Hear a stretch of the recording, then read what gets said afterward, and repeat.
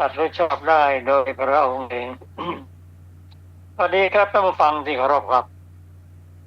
ท่านผู้ฟังกำลังรับฟังรายการศึกษาธรรมนำสุขมีเสนอแก่ท่านผู้ฟังทุกวันศุกร์ตั้งแต่เวลา 14 นาฬิกาถึง 15 นาฬิกาดำเนินรายการโดยกระผมพันเอกธนัทเดชะมีอาจารย์สภาเดชะเป็นผู้ร่วมรายการวันนี้เราได้นำมาไตรปิฎกชอบอัตถกถาเล่มที่ 36 มาศึกษากันในพระสูตรที่เกี่ยวกับวรรคคือคารวะวรรคคารวะวรรคประเด็นเราจะนำมาทบทวน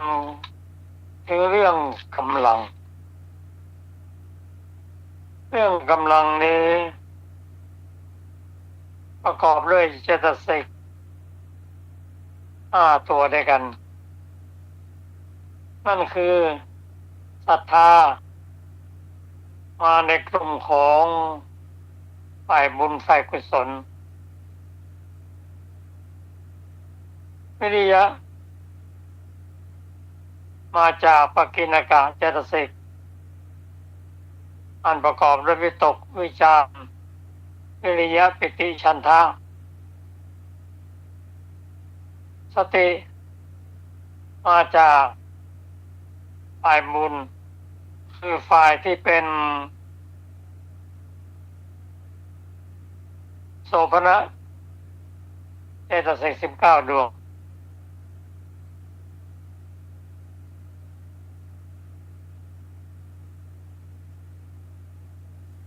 ศรัทธาวิริยะสติสมาธิ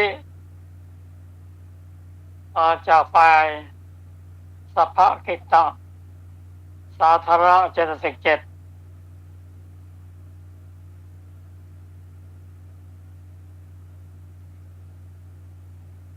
อันปัญญานั้นที่มาประกอบจิตนั้นมาจากปัญญินทรีย์ในกลุ่มที่เป็นกุศลเราจะเห็นว่าฝ่ายจิตที่ได้รับการอบรมมาดีแล้วเราจะพูดมาดีแล้วกันเลือกฝ่ายกำลังซึ่งทั้งหมดนี้ทรงตรัสว่าปัญญินทรีย์สำคัญที่สุดคือปัญญา ตอนอื่นก็เป็นรองแต่ก็ให้การสนับสนุนอย่างดีเช่นสติ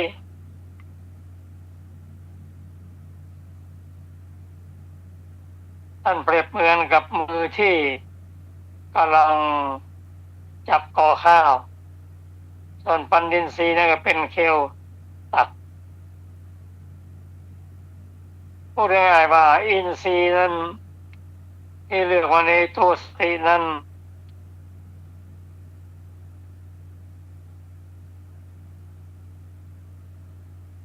เป็นตัวเทียนระลึกได้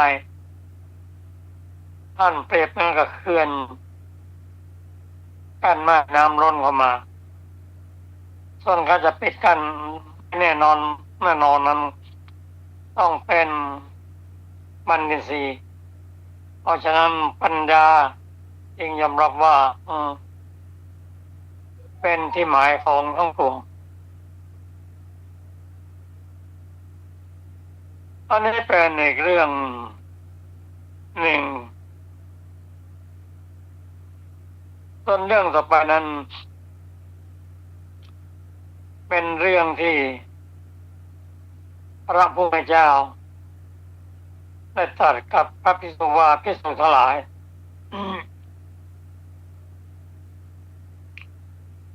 ภิกษุผู้ไม่ประกอบ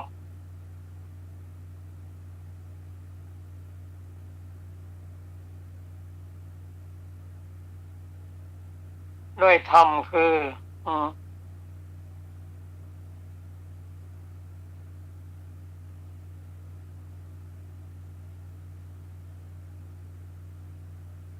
ความเกรง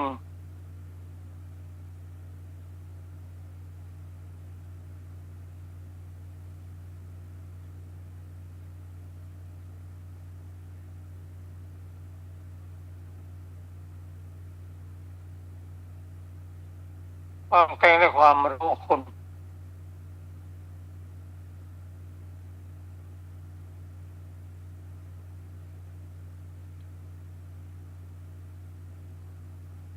ความกลัวความเกรงคุณแล้วความรู้บุญคุณสองอย่างนี้ถ้าพิสูจน์ประกอบด้วย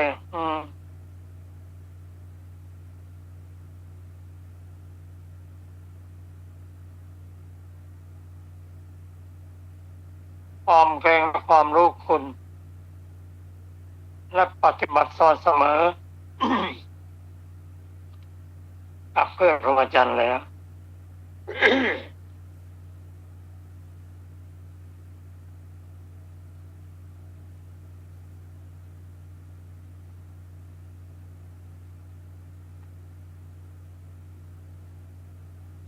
ที่สู่ผู้ประกอบผู้ไม่ประกอบเลยความเกรงและความเกรงกลัวและความรู้คุณไม่ประกอบด้วยการปฏิบัติสม่ำเสมอกับเพื่อนพรหมจรรย์แล้วการปฏิบัติธรรมให้ก้าวหน้านั้นไม่ใช่ฐานะที่จะมีได้เพราะผู้ที่ไม่มีศรัทธาก็ไม่สามารถที่จะปฏิบัติได้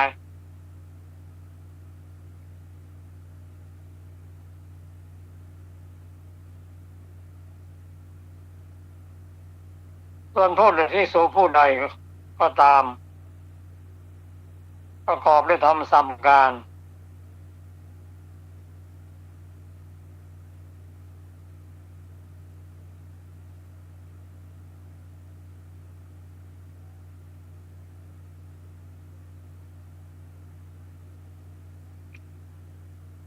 คือความเกรงกลัว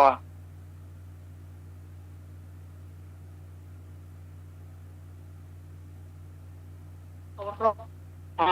มีที่เคารพมีที่เคารพมีที่เคารพยำเกรงและการประพฤติพรหมจรรย์สามารถเข้ากันได้ก็สามารถปฏิบัติทำให้ก้าวได้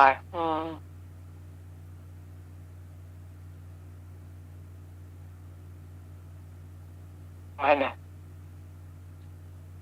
เอาเก่งหัวว่ามาเลยภิกษุที่มีความมีที่เคารพมีที่ยำเกรงมีความประพฤติเสมอในเพื่อนพรหมจรรย์เราจะเห็นว่าความเคารพยำเกรงและปฏิบัติตนเสมอกับเพื่อนพรหมจรรย์แล้วจะเป็นกำลังอันยอดเยี่ยมสามารถปฏิบัติประพฤติพรหมจรรย์ได้ตลอดส่วนผู้ใดไม่มีที่เคารพยำเกรงแล้วต่อเพื่อนพรหมจรรย์แล้วจะทำอะไรไม่สำเร็จทั้งนี้เพราะอะไร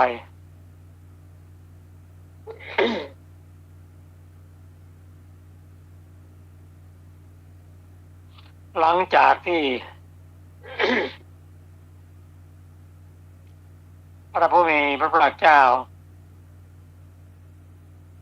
ได้สำเร็จเป็นมาสัมมาสัมพุทธเจ้าแล้วก็ทรงตรวจตราดูว่า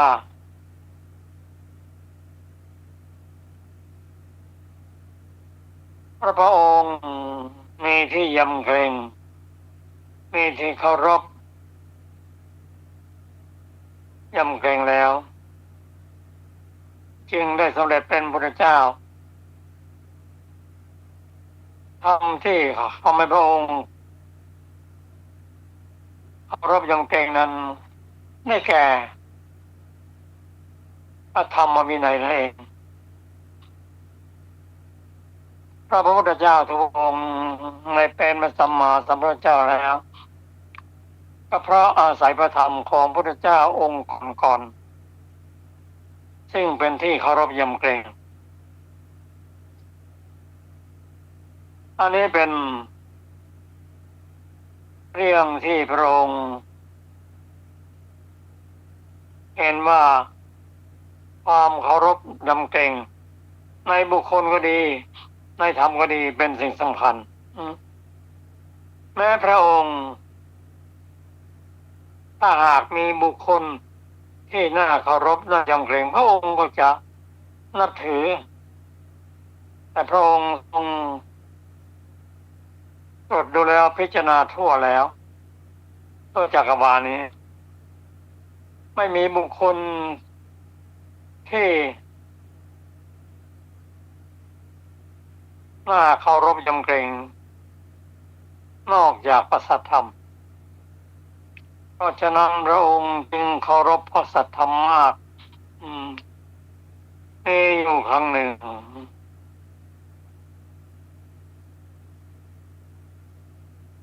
กลุ่มพระอนุรุตกำลังแสดงธรรมอยู่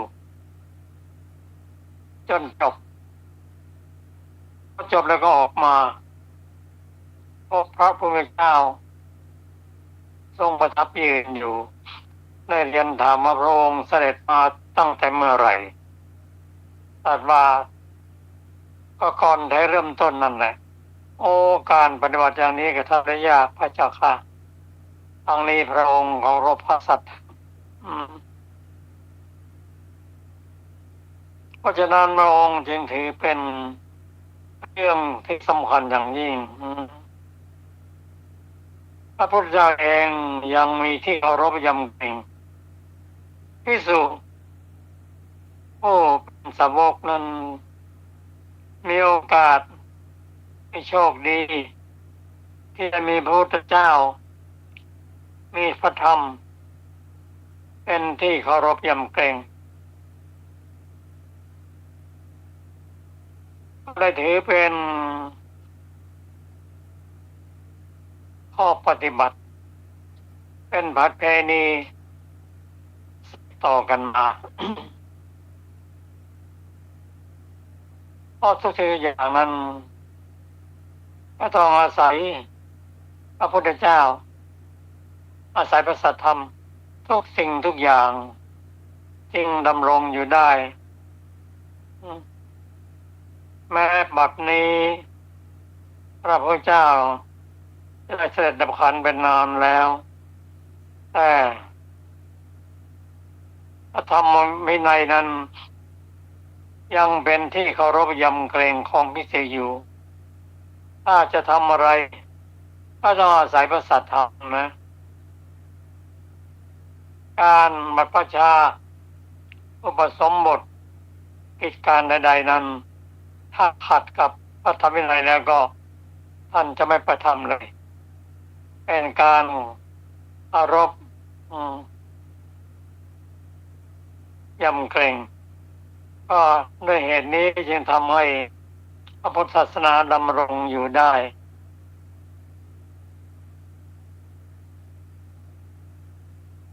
ภิกษุจะทำสิ่งใดๆถ้าสงสัยก็จะไปเปิดดูในพระธรรมคำสอนในพระธรรมเพื่อหนึ่งเป็นการเคารพประการที่สองให้ถือว่ากระทำไปโดยถูกต้องนี่เราจะเห็นความสำคัญ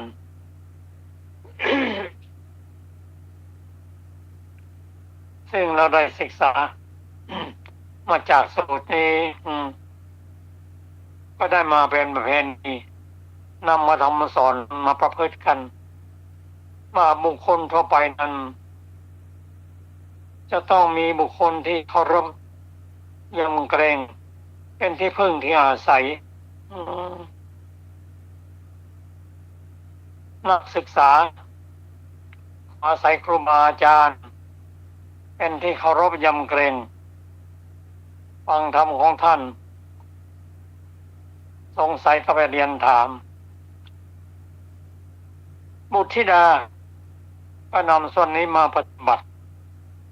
มีบิดามารดาเป็นที่เคารพยำเกรงก็เจริญก้าวหน้าส่วนบุคคลใดไม่มีบิดามารดาเป็นที่เคารพยำเกรงพูดง่ายๆว่าไม่เคารพไม่ยำเกรงบิดามารดาแล้วโอกาสที่จะเจริญนั้นมันก็เป็นไปได้ยากเป็นข้อปฏิบัติที่พระพุทธได้นำมาพุทธศาสนาเป็นการศึกษาพระพุทธศาสนาที่ถูกตรงวิธีนี้เราจะเห็นว่าการนำข้อธรรมสอนในพระไตรปิฎกนั้นนอกจากว่าเราจะฟังตั้งใจฟังให้รู้เรื่องแล้ว ยังมี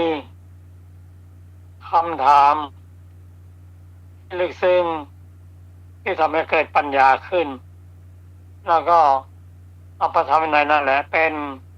ที่เคารพยำเกรงศึกษาหาความรู้เอาสิ่งที่ต้องมาปฏิบัติกันต่อไปเราก็จะนำพระไตรปิฎกฉบับมร.เล่มที่36มาศึกษากันขอเชิญเจริญสรภาสวัสดีค่ะท่านผู้ฟังที่เคารพทุกท่านวันนี้เราจะได้ศึกษาต่อในปัญจังคิกะวรรควรรณนาที่3นะคะในสูตรที่3ที่มีชื่อว่าอุปกิเลสสูตรว่าด้วยเรื่องอุปกิเลส5ดูก่อนภิกษุทั้งหลายสิ่งเศร้าหมองแห่งทองซึ่งเป็นเหตุให้ทองมัวหมองแล้วย่อมไม่อ่อนใช้การไม่ได้ไม่สุขใสเสียเร็วจะทำเป็นเครื่องประดับไม่ได้มี5ประการเป็นไฉนคือเหล็ก1โลหะ1ดีบุก1ตะกั่ว1เงิน1ดูก่อนภิกษุทั้งหลายสิ่งเศร้าหมองแห่งทอง5ประการนี้แลซึ่งเป็นเหตุให้ทองมัวหมองแล้วย่อมไม่อ่อนใช้การไม่ได้ไม่สุขใสเสียเร็วจะทำเป็นเครื่องประดับไม่ได้เมื่อใดทองพ้นจากสิ่งเศร้าหมอง5ประการนี้ย่อมอ่อนใช้การได้สุขใสทนทานจะทำเป็นเครื่องประดับก็ได้คือช่างทองต้องการเครื่องประดับชนิดใดๆเช่นแหวนตุ้มหูสร้อยคอสังวาลก็ทำได้ตามต้องการฉันใดอุปกิเลสแห่งจิตซึ่งเป็นเหตุให้จิตเศร้าหมองแล้วย่อมไม่อ่อนใช้การไม่ได้ไม่ผ่องใสเสียเร็วไม่ตั้งมั่นโดยชอบความสิ้นไปแห่งอาสวะก็มี5ประการฉะนั้นเหมือนกันอุปกิเลส5ประการเป็นไฉนคือกามฉันทะ1พยาบาท1ถีนมิทะ1อุทธัจจะกุกุจจะ1วิจิกิจฉา1อุปกิเลสแห่งจิต5ประการนี้แลซึ่งเป็นเหตุให้จิตเศร้าหมองแล้วย่อมไม่อ่อนใช้การไม่ได้ไม่ผ่องใสเสียเร็วไม่ตั้งมั่นโดยชอบ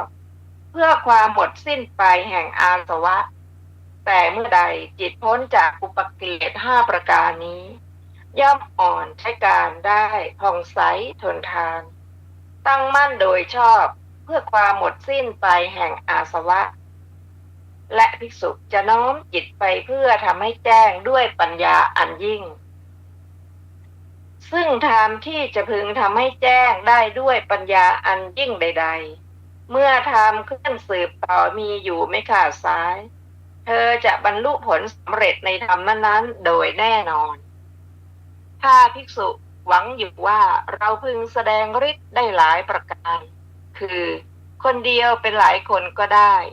หลายคนเป็นคนเดียวก็ได้ทำให้ปรากฏก็ได้ทำให้หายไปก็ได้ทะลุฝากำแพงภูเขาไปได้ไม่ติดขัดเหมือนไปในที่ว่างก็ได้ผุดขึ้นดำลงในแผ่นดินเหมือนในน้ำก็ได้เดินบนน้ำไม่แตกเหมือนเดินในแผ่นดินก็ได้เพราะในอากาศเหมือนนกก็ได้รูปคลำพระจันทร์พระอาทิตย์ซึ่งมีฤทธิ์มีอานุภาพมากอย่างนี้ด้วยฝ่ามือก็ได้ใช้อำนาจทางกายไปตลอดพรหมโลกก็ได้เมื่อทางเครื่องสืบต่อมีอยู่ไม่ขาดสายเธอก็จะบรรลุผลสำเร็จในอิทธิวิธีนั้นๆโดยแน่นอนถ้าเธอหวังอยู่ว่าเราพึงฟังเสียงสองอย่างคือเสียงทิพย์และเสียงมนุษย์ทั้งที่อยู่ไกลและใกล้ด้วยทิพยโสตธาตุอันบริสุทธิ์ล่วงโสตของมนุษย์เมื่อทำเครื่องสืบต่อมีอยู่ไม่ขาดสายเธอก็จะบรรลุผลสำเร็จในทิพยโสตนั้นๆโดยแน่นอนถ้าเธอหวังอยู่ว่าเราพึงกำหนดรู้ใจของสัตว์อื่นของบุคคลอื่นด้วยใจคือจิตมีราคะ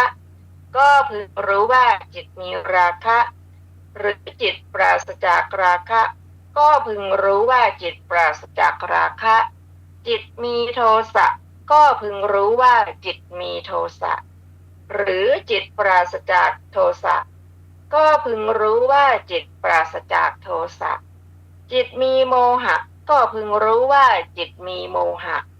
หรือจิตปราศจากโมหะก็พึงรู้ว่าจิตปราศจากโมหะจิตหดหู่ก็พึงรู้ว่าจิตหดหู่หรือจิตฟุ้งซ่านก็พึงรู้ว่าจิตฟุ้งซ่านจิตเป็นมหรคตก็พึงรู้ว่าจิตเป็นมหรคตหรือจิตไม่เป็นมหรคตก็พึงรู้ว่าจิตไม่เป็นมหรคตจิตมีจิตอื่นยิ่งกว่าก็พึงรู้ว่าจิตมีจิตอื่นยิ่งกว่าหรือจิตไม่มีจิตอื่นยิ่งกว่าก็พึงรู้ว่าจิตไม่มีจิตอื่นยิ่งกว่าจิตเป็นสมาธิก็พึงรู้ว่า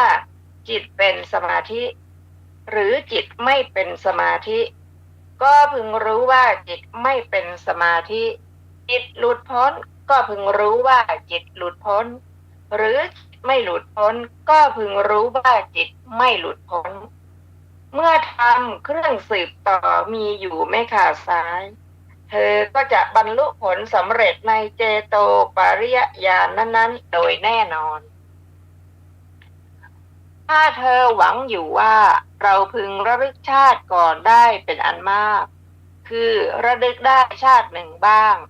2 ชาติบ้าง3 ชาติบ้าง4 ชาติบ้าง5 ชาติบ้าง10 ชาติบ้าง20 ชาติบ้าง30 ชาติบ้าง40 ชาติบ้าง50 ชาติบ้าง100 ชาติบ้าง1,000 ชาติบ้าง100,000 ชาติบ้างตลอดสังวัตกัปเป็นอันมากบ้างตลอดวิวัตกัปเป็นอันมากบ้างตลอดสังวิวัตกัปเป็นอันมากบ้างว่าในภพโน้นเรามีชื่ออย่างนั้นมีโคตรอย่างนั้นมีผิวพรรณอย่างนั้นมีอาหารอย่างนั้นได้เสวยสุขเสวยทุกอย่างนั้นอย่างนั้นมีกำหนดอายุเพียงเท่านั้นครั้นจุติจากภพนั้นแล้วก็ไปเกิดในภพโน้นแม้ในภพนั้นเราก็ได้มีชื่ออย่างนั้นมีโคตรอย่างนั้นมีผิวพรรณอย่างนั้นมีอาหารอย่างนั้นได้เสวยสุขเสวยทุกอย่างนั้นอย่างนั้นมีกำหนดอายุเพียงเท่านั้นครั้นจุติจากภพนั้นแล้วได้มาเกิดในภพนี้เราพึงระลึกชาติก่อนได้เป็นอันมากพร้อมทั้งอาการพร้อมทั้งอุเทศด้วยประการชนี้เมื่อทำเครื่องสืบต่อมีอยู่ไม่ขาดสายเธอ ก็จะบรรลุผลสำเร็จในบุพเพนิวาสนุสติญาณนั้นๆโดยแน่นอน ถ้าเธอหวังอยู่ว่าเราพึงเห็นหมู่สัตว์กำลังเคลื่อนกำลังอุบัติเลวประณีตมีผิวพรรณดีมีผิวพรรณซามได้ดีตกยากด้วยทิพยจักษุอันบริสุทธิ์ล่วงจักษุของมนุษย์พึงรู้หมู่สัตว์ผู้เป็นไปตามกรรมว่าสัตว์เหล่านี้ประกอบด้วยกายทุจริตวจีทุจริตมโนทุจริตติเตียนพระอริยเจ้าเป็นมิจฉาทิฏฐิถือมั่นการกระทำด้วยอำนาจมิจฉาทิฏฐิเมื่อตายไปเขาเข้าถึงอบายทุกติวินิบาตนรกส่วนสัตว์เหล่านี้ประกอบด้วยกายสุจริตวจีสุจริตมโนสุจริตไม่ติเตียนพระอริยเจ้าเป็นสัมมาทิฏฐิถือมั่นการกระทำด้วยอำนาจสัมมาทิฏฐิสัตว์เหล่านั้นเมื่อตายไปเข้าถึงสุคติโลกสวรรค์เราพึงเห็นหมู่สัตว์ที่กำลังเคลื่อนกำลังอุบัติเลวประณีตมีผิวพรรณดีมีผิวพรรณซามได้ดีตกยากด้วยทิพยจักษุอันบริสุทธิ์ล่วงจักษุของมนุษย์พึงรู้หมู่สัตว์ผู้เป็นไปตามกรรมด้วยประการชนี้เป็นธรรมเครื่องสืบต่อมีอยู่ไม่ขาดสายเธอก็จะบรรลุผลสำเร็จในจุตูปปาตญาณนั้นๆโดยแน่นอนถ้าเธอหวังอยู่ว่าเราพึงทำให้แจ้งซึ่งเจโตวิมุตติปัญญาวิมุตติอันหาอาสวะมิได้เพราะอาสวะทั้งหลายสิ้นไปด้วยปัญญาอันยิ่งเองในปัจจุบันเข้าถึงอยู่เมื่อทำเครื่องสืบต่อมีอยู่ไม่ขาดสายเธอก็จะบรรลุผลสำเร็จในเจโตวิมุตติปัญญาวิมุตตินั้นๆโดยแน่นอนจบอุปกิเลสสูตรที่3ซึ่งมีอรรถกถาวินิจฉัยดังต่อไปนี้บทว่านะจะปะพัสรังคือไม่สว่างไสวบทว่าปะพังคุกจะคือมีสภาพผุพังบทว่าอโยคือโลหะดำหรือเหล็กบทว่าโลหังได้แก่โลหะที่เหลือเว้นโลหะสีที่ตรัสไว้แล้วในที่นี้บทว่าสัจชุงได้แก่เงินบทว่าจิตตัสสะได้แก่กุศลจิตอันเป็นไปในภูมิ4ถามว่าอุปกิเลสย่อมมีแก่กุศลจิตอันเป็นไปในภูมิ3ยกไว้ก่อนแต่จะมีแก่โลกุตระภูมิได้อย่างไรตอบว่าโดยไม่ให้กุศลจิตเกิดขึ้นอุปกิเลสทั้งหลายไม่ให้กุศลจิตเกิดขึ้นโดยส่วนใดชื่อว่าอุปกิเลสทั้งหลายก็ย่อมมีทั้งแก่โลกิยะกุศลจิตทั้งแก่โลกุตระกุศลจิตโดยส่วนนั้นนั่นเองบทว่าปะพังคุจะได้แก่มีสภาพผุพังเพราะแหลกละเอียดไปในอารมณ์บทว่าสัมมาสมาธิเอียติอาสวานังขยายได้แก่ย่อมตั้งมั่นด้วยเหตุการณ์เพื่อประโยชน์แก่พระอรหันต์กล่าวคือความสิ้นไปแห่งอาสวะทั้งหลายด้วยเหตุเพียงเท่านี้ทรงแสดงถึงพระขีณาสพผู้ชำระจิตให้หมดจดแล้วตั้งอยู่ในอรหัตผลบัดนี้พระผู้มีพระภาคเจ้าเมื่อจะทรงแสดงอภิญญาปฏิเวทแห่งการทะลุปรุโปรงของพระขีณาสพนั้นจึงตรัสคำเป็นอาทิว่ายัสสะยัสสะจะดังนี้คำนั้นมีเนื้อความง่ายทั้งนั้นแลจบอรรถกถาอุปกิเลสสูตรที่3ต่อไปเป็นสูตรที่4ชื่อว่าทุสะศีลสูตรว่าด้วยโทษแห่งความทุศีลและคุณแห่งความมีศีลดูก่อนภิกษุทั้งหลายสัมมาสมาธิของภิกษุผู้ทุศีลมีศีลละวิบัติแล้วย่อมเป็นธรรมมีอุปนิสัยขาดแล้วเมื่อสัมมาสมาธิไม่มียถาภูตญาณทัศนะของภิกษุผู้มีสัมมาสมาธิวิบัติ ย่อมเป็นธรรมมีอุปนิสัยขาดแล้ว เมื่อยถาภูตยทัศนะไม่มี นิพพิทาและวิราคะของภิกษุผู้มียถาภูตยานทัศนวิบัติ ย่อมเป็นธรรมมีอุปนิสัยขาดแล้ว เมื่อนิพพิทาและวิราคะไม่มี วิมุตติญาณทัศนะของภิกษุผู้มีนิพพิทาและวิราคะวิบัติ ย่อมเป็นธรรมมีอุปนิสัยขาดแล้ว ดูก่อนภิกษุทั้งหลาย ต้นไม้ที่มีกิ่งและใบวิบัติ แม้กระเทาะของต้นไม้นั้นก็ไม่ถึงความบริบูรณ์ แม้เปลือกก็ไม่ถึงความบริบูรณ์ แม้กะพีก็ไม่ถึงความบริบูรณ์ แม้แก่นก็ไม่ถึงความบริบูรณ์ฉันใด ฉะนั้นเหมือนกันแลภิกษุทั้งหลายสัมมาสมาธิของภิกษุผู้ทุศีลมีศีลวิบัติแล้ว ย่อมเป็นธรรมมีอุปนิสัยขาดแล้ว เมื่อสัมมาสมาธิไม่มียถาภูตยานัสนะของภิกษุผู้สัมมาสมาธิวิบัติย่อมเป็นธรรมมีอุปนิสัยขาดแล้ว เมื่อยถาภูตยานทัศนะไม่มี นิพพิทาและวิราคะของภิกษุผู้มียถาภูตยานทัศนวิบัติย่อมเป็นธรรมมีอุปนิสัยขาดแล้ว เมื่อนิพพิทาและวิราคะไม่มี วิมุตติญาณทัศนะของภิกษุผู้มีนิพพิทาและวิราคะวิบัติย่อมเป็นธรรมมีอุปนิสัยขาดแล้ว ดูก่อนภิกษุทั้งหลายสัมมาสมาธิของภิกษุผู้มีศีลถึงพร้อมด้วยศีลย่อมเป็นธรรมถึงพร้อมด้วยอุปนิสัย เมื่อสัมมาสมาธิมีอยู่ยถาภูตญาณทัศนะของภิกษุผู้ถึงพร้อมด้วยสัมมาสมาธิย่อมเป็นธรรมถึงพร้อมด้วยอุปนิสัย เมื่อยถาภูตญาณทัศนะมีอยู่นิพพิทาและวิราคะของภิกษุผู้ถึงพร้อมด้วยยถาภูตญาณทัศนะย่อมเป็นธรรมถึงพร้อมด้วยอุปนิสัย เมื่อนิพพิทาและวิราคะมีอยู่วิมุตติญาณทัศนะของภิกษุผู้ถึงพร้อมด้วยนิพพิทาและวิราคะย่อมเป็นธรรมถึงพร้อมด้วยอุปนิสัย ดูก่อนภิกษุทั้งหลายต้นไม้ที่มีกิ่งและใบบริบูรณ์แม้กระเทาะของต้นไม้นั้นก็ถึงความบริบูรณ์แม้เปลือกก็ถึงความบริบูรณ์แม้กระพี้ก็ถึงความบริบูรณ์แม้แก่นก็ถึงความบริบูรณ์ฉันใดฉะนั้นเหมือนกันแลภิกษุทั้งหลาย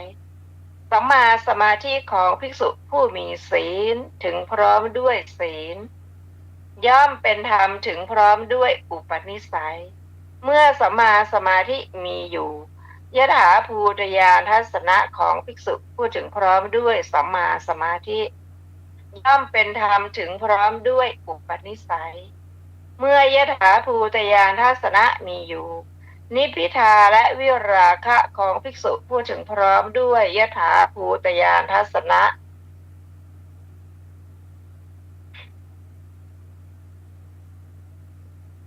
ย่อมเป็นธรรมถึงพร้อมด้วยอุปนิสัยเมื่อนิพพิทาและวิราคะมีอยู่วิมุตติญาณทัศนะของภิกษุผู้ถึงพร้อมด้วยนิพพิทาและวิราคะย่อมเป็นธรรมถึงพร้อมด้วยอุปนิสัยจบทุสศีลสูตรที่สี่ซึ่งมีอรรถกถาดังต่อไปนี้บทว่าหตูปนิโสได้แก่ตัดขาดอุปนิสัยคือกำจัดเหตุบทว่ายถาภูตญาณทัศนังได้แก่วิปัสสนาอ่อนๆตั้งต้นแต่ญาณกำหนดนามรูปไปบทว่านิพพิทาวิราโคได้แก่นิพพิทาความหน่ายและวิราคะสำรอก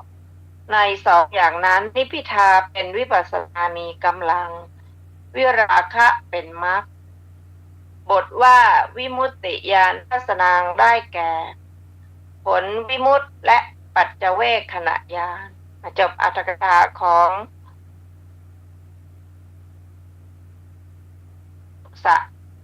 ศีลสูตรที่สี่ ต่อไปเป็นสูตรที่ห้าคืออนุคหะสูตรว่าด้วยธรรมที่สนับสนุนสัมมาทิฏฐิ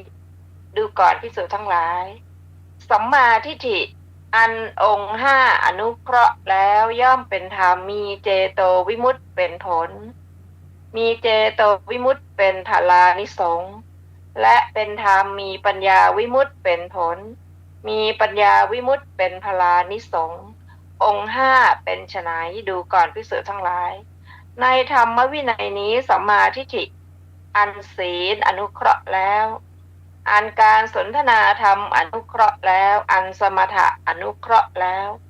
อันวิปัสสนาอนุเคราะห์แล้วดูก่อนภิกษุทั้งหลายสัมมาทิฏฐิอันองค์ห้าเหล่านี้แลอนุเคราะห์แล้วย่อมมีเจโตวิมุตติเป็นผลมีเจโตวิมุตติเป็นพลานิสงส์และมีปัญญาวิมุตติเป็นผลมีปัญญาวิมุตติเป็นพลานิสงส์จบอนุคหะสูตรที่ห้าซึ่งมีอรรถกถาวินิจฉัยดังต่อไปนี้บทว่าสัมมาทิฏฐิได้แก่สัมมาทิฏฐิขั้นวิปัสสนาในบทว่าเจโตวิมุตติพลาเป็นต้นสมาธิขั้นมรรคผลชื่อว่าเจโตวิมุตติพละญาณชื่อว่าปัญญาวิมุตติบทว่าศีลานุขเหตาได้แก่สัมมาทิฏฐิอันศีลสนับสนุนตามรักษาบทว่าสุตานุขหิตาได้แก่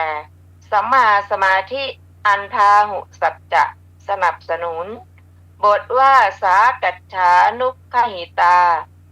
ได้แก่สัมมาทิฏฐิอันธรรมสากัจฉาสนับสนุนบทว่าสมถานุขหิตาได้แก่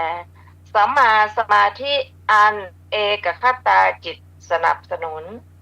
แต่เพื่อให้ความนี้แจ่มแจ้งพึงยกตัวอย่างบุรุษปลูกเมล็ดมะม่วงหวานปักเขตไว้โดยรอบรดน้ำตามเวลาชำระรากตามเวลานำสัตว์ที่ตกลงไปออกตามเวลา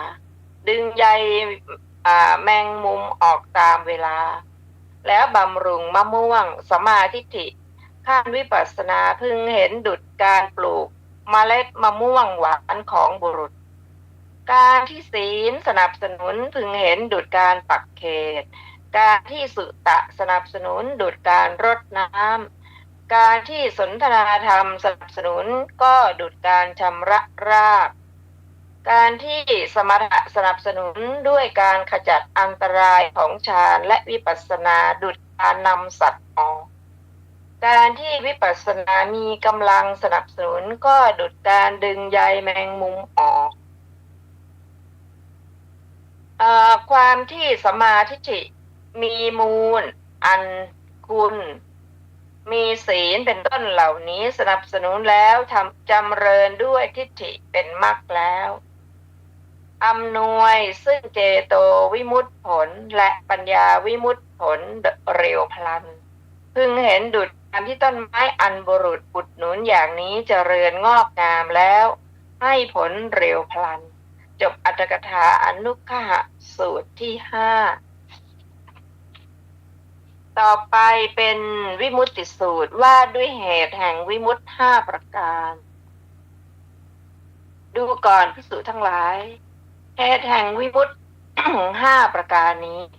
ซึ่งเป็นเหตุให้จิตของภิกษุผู้ไม่ประมาทมีความเพียรมีใจเด็ดเดี่ยวที่ยังไม่หลุดพ้นย่อมหลุดพ้นอาสวะที่ยังไม่สิ้นย่อมถึงความสิ้นไป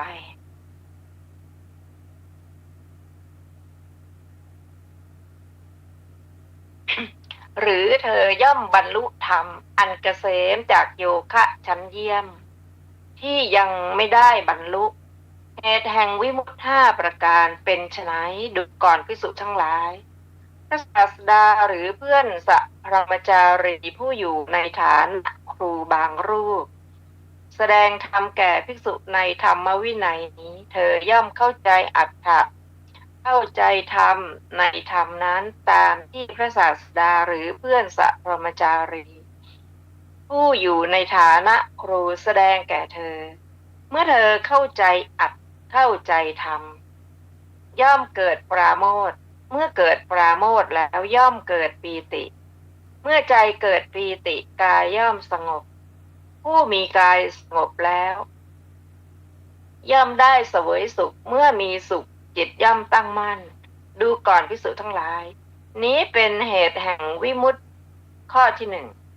ซึ่งเป็นเหตุให้จิตของภิกษุผู้ไม่ประมาทมีความเพียรมีใจเด็ดเดี่ยวที่ยังไม่หลุดพ้นย่อมหลุดพ้นอาสวะที่ยังไม่สิ้นไปย่อมถึงความสิ้นไปหรือเธอย่อมได้บรรลุธรรมอันเกษมจากโยคะชั้นเยี่ยมที่ยังไม่บรรลุดูก่อนภิกษุทั้งหลายอีกประการหนึ่งพระศาสดาหรือเพื่อนสัพพมจารีผู้อยู่ในฐานะครูบางรูปก็ไม่ได้แสดงธรรมแก่ภิกษุ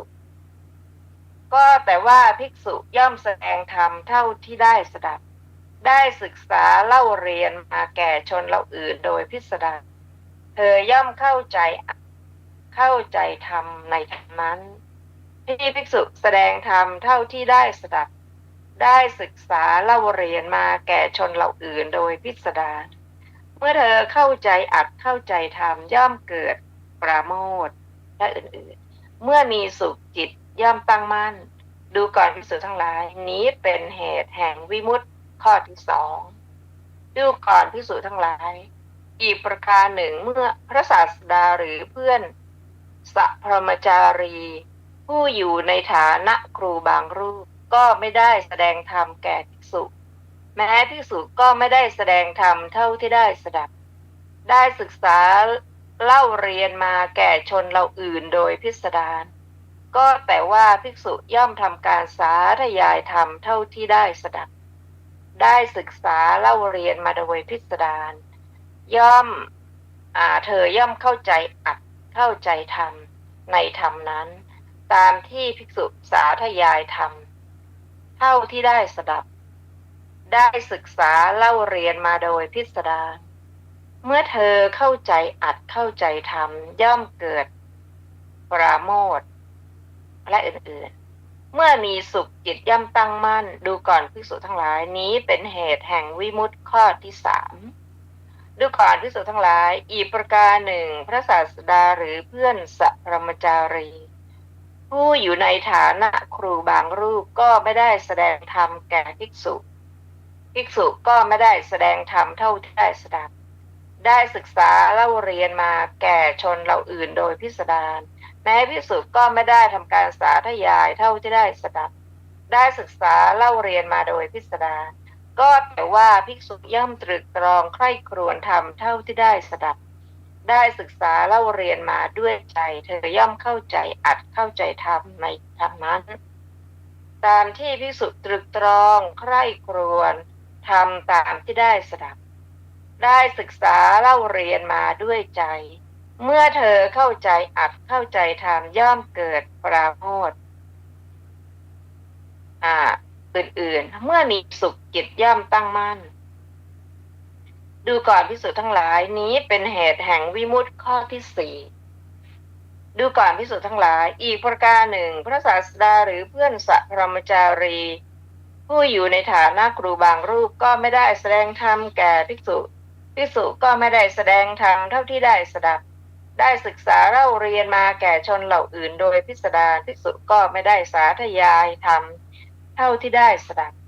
ได้ศึกษาเล่าเรียนมาโดยพิสดารแม้ภิกษุก็ไม่ได้ตรึกตรองใคร่ครวญธรรมเท่าที่ได้สดับได้ศึกษาเล่าเรียนมาด้วยใจก็แต่ว่าสมาธินิมิตอย่างใดอย่างหนึ่งเธอเล่าเรียนมาด้วยดีทำไว้ในใจด้วยดีทรงไว้ด้วยดีแทงตลอดด้วยดีด้วยปัญญา